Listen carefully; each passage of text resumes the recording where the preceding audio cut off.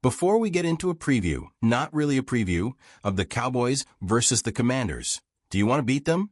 The season's over, you're out of the playoff hunt, and draft pick positioning is one of the big things to watch in this game. So be honest, do you want to beat the Commanders? Why? For yes and for no, go vote in the comments of today's show. It's kind of a preview of Week 18. The Commanders are 6.5-point favorites, and that line has seen a lot of action. It has gone up mostly because the Commanders have said they will play to win in Week 18. They do have some seeding implications, 6th and 7th seed, while the Cowboys do not have any seeding potential impact here in the final few games of the season. Week 18 features a bottom 5 defense, though they may be league average, since getting some players back healthy, who are also now a bit banged up. The offense has not been a good unit. You can even look beyond scoring offense and just examine yards per play, EPA per play, success rate. Everything is pretty low against the Commanders, who are in the playoffs and fighting for seeding. There are some injuries to watch in this one. Cand Hall remains out with his hamstring injury, and I have my doubts he'll be able to play in the finale. Otherwise, I think there might have been a decent shot he would have started given the quarterback issue, which we'll spend some time on here. Nick Vigil remains limited. Shuma DOA has been limited, and Princeton Fant was upgraded to full, but has been a scratch in a lot of games. Donovan Wilson is still limited, so we'll see if the Cowboys play it safe there. They're very light at safety. Nick Vigil is a new addition, and Micah Parsons went from full to limited with a wrist injury, while Maisie Smith went from full to limited with a pelvis injury. I don't quite know how that injury would have happened, but you can probably get your jokes in now. This also might be the Cowboys laying the groundwork for, hey, Micah Parsons got 10 sacks, and we pulled him out of the game because he hit the 10-sack metric, and we're not going to risk jeopardizing 2025, which is a good idea since Micah and Maisie are two of the few front four players the Cowboys have under contract for next season. What to watch for in this game? I think the number one most important thing is to get out of this game with no new major injuries, no season-ending injuries, and nothing that could jeopardize the 2025 season. I'm not going to say the names, but nothing would be more disheartening than having another DeMarvion Overshown or Trayvon Diggs injury, where a player you're counting on for 2025 goes down in an inconsequential football game. That's number one for me. Fingers crossed nobody gets hurt. I don't want any of that. That would be a real heartbreaker for the Cowboys.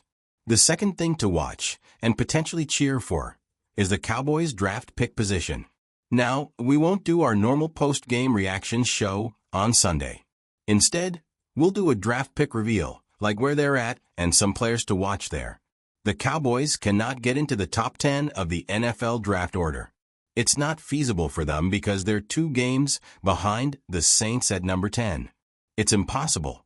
So the range of outcomes for Dallas is as high as number 11 and as low as number 17. They're also 2 games in front of Seattle, so that's not going to happen. What you see on screen in parentheses is the strength of schedule, which serves as the tiebreaker for teams that are tied with records. It's not head-to-head. It's a straight tiebreaker. We won't know the status of the Niners or Cardinals until later in the day, which is why I'm not doing this right after the game ends. I have to wait a little bit. If the Cowboys lose, we want the Niners to lose because that would move Dallas up 1 spot. If the Cowboys win, we want the Cardinals to win because that would keep Dallas ahead of Arizona, regardless of what happens with the 8-8 teams like Miami and Cincinnati. Although those teams could jump in front of you if you win as well, Bengals, Dolphins, and Falcons have stuff to play for, so in theory they might be able to win those games. Also, we're cheering heavily for a Colts win. There's a scenario, and it's not that outlandish, for the Niners and Colts to win, the Cowboys to lose, and Dallas to jump to pick number 11. Not a bad thing in the end.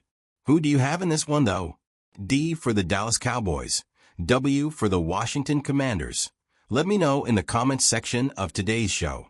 Other things to watch for are little milestone metrics and incentives at play for this particular game. Micah Parsons is a half sack away from becoming the 4th player in the NFL since they started tracking sacks, or the 5th player since tracking began, to get 10 sacks in each of his first 4 seasons. That probably means a lot to him, which I don't blame him for at all. It's a good milestone. He might get the sack and then be pulled out of the game.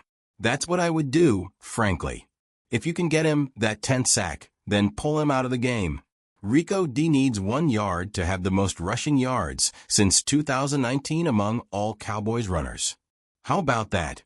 And then Cooper Rush has a 55% playtime incentive. He has to play every snap and a lot of snaps on offense to get there. TBD if he will, but the Cowboys could simply give him the extra $250,000 like a good organization does. It's a non-factor at all. Number 4 thing to watch is Mike McCarthy's play calling and his decisions. How does he attack the final game of the year? Are we going to see a bunch of trick plays because it's the last game for the Cowboy season?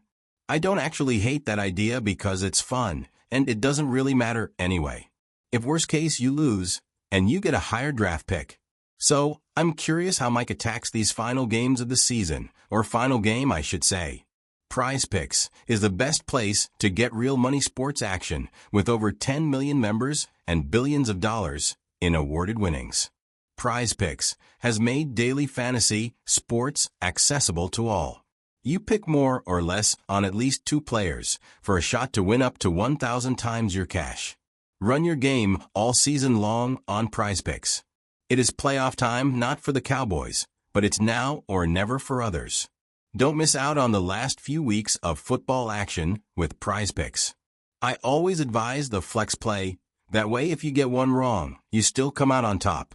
So my boy Jacklaw, who's been on a heater with said flex play, as his lineup. Derrick Henry less than 90.5 yards on the ground. Ravens are 18.5-point favorites right now. They might not have to play their starters the entire game, and they can lock up the AFC North. Jaden Daniels again. We'll see how much they ask him to run in a game that doesn't matter as much as the playoff game, but still matters. And then more than Justin Jefferson receiving yards, Lions have not had the best secondary this year.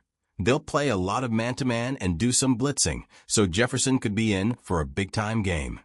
Download the Prize Picks app over at prize.com/CLNS and use code CLNS for a first deposit match up to $50 after you play your first $5 lineup. That's $50 instantly after you play that first $5 lineup. The link will be in the comments section and description of today's show. Number 5 thing to watch. Who plays quarterback and how do they play? Let's see what happens on Sunday. Cooper Rush has been the starter, and there are obvious incentives there.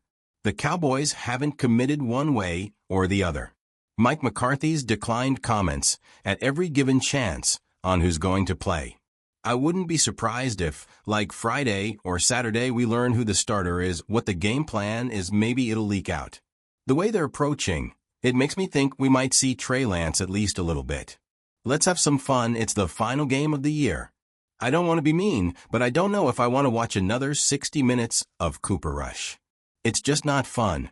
He does a good job as a backup, but the way he plays is not entertaining to me, especially with some of the limitations on this offense. He's just not a good deep ball thrower.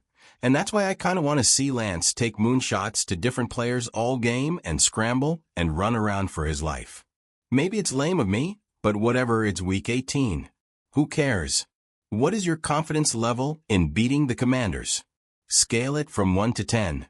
Let me know in the comments of today's show. Sock players to watch. Number 5 is Tyler Gahn.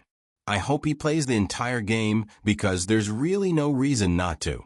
Gahn's actually shown progress in the last couple of weeks when he's been out there.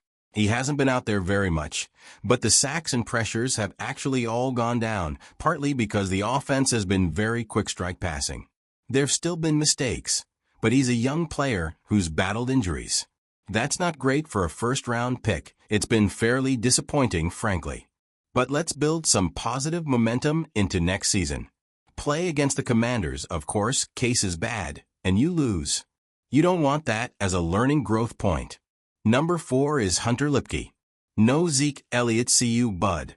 I like the idea of seeing Lipke play the short yardage back role, letting him be involved near the goal line. Let him be the, hey, it's 3rd and 1 fullback dive, give it to Lipke. I don't think this coaching staff trusts him with the ball in his hands, frankly, because they brought Zeke in partly because of the fumble against the Dolphins. They haven't really tried the goal line stuff since then, which I get, but it also seems a little odd. It's kind of like the Gone stuff to me. I get its age, youth, experience, and trust, but if Lipke fumbles, the Cowboys never go back to him. Gone misses a block, and the Cowboys bench him. Chuma Edoga misses a block, and he gets to keep playing. Elliott fumbles on the goal line, and he gets the very next carry. It's all kind of weird. We will be live for the Cowboys against the Commanders. We'll also be live throughout the offseason and for a TriCast for Texas, Ohio State. Hit that sub button so you don't miss out. YouTube.com/CowboysTV. Number 3 is Martian Need. Did you know he's actually been playing the past month? I don't think we've called his name more than maybe once or twice. He's got 14 tackles, 2 TFLs, and his pressure rate is 7.1%. I'm hoping for a DeMarcus Lawrence-type career path for Martian, which is probably a decent player comparison, given his potential. If you recall, DeMarcus Lawrence didn't have any sacks in his first season with the Cowboys. It was kind of, oh man, is this guy going to be a key part of our team moving forward? He looked like he wasn't making a big impact. Then, he had 2 sacks in the postseason of his first season, and maybe Martian could have that postseason impact game too. Number 2 is Jonathan Mingo, the wide receiver. You haven't gotten a return on investment for the 4th-round pick you gave up, even if that was about next year. It was still a terrible trade. He's had 14 targets and 3 catches. A lot was made over a deep ball shot. Mingo was open, and it should have been 6 if Rush threw a better football. Mingo also didn't track it well. Both things are true, but it kind of looked like a player frustrated by the ball placement. As a young guy who hasn't proven himself, you've got to make every effort possible to make a play, even on a bad catch. But with 14 targets and 3 catches, I think only like 6 of them have been catchable, which is a real red flag for the quarterback play. But come on, man, you've got Brandon Cooks. I don't need to see 7 Brandon Cooks targets in this game. Just throw them all to Mingo and Tolbert. Who cares, right? Finally, Andrew Booth Jr., the cornerback, who I assume will start at corner. What happens when you assume? Well, he stunk against the Eagles. Their game plan was clear. Throw at Andrew Booth. The Commanders might adopt the same game plan. The Commanders don't move Terry McLaurin around, so don't be surprised if this turns into a Noah Brown game. Maybe a bit of a McKissick or Luke McCaffrey game. Booth has allowed 12 catches on 15 targets for 193 yards, 2 touchdowns, and 1 pass breakup this year. He's not good, but if he plays better, he could earn a roster spot for next year, at least into training camp. Score prediction. I got the Commanders winning. I think we'll see lots of field goals from Brandon Aubrey in this one. Commanders win 23-6.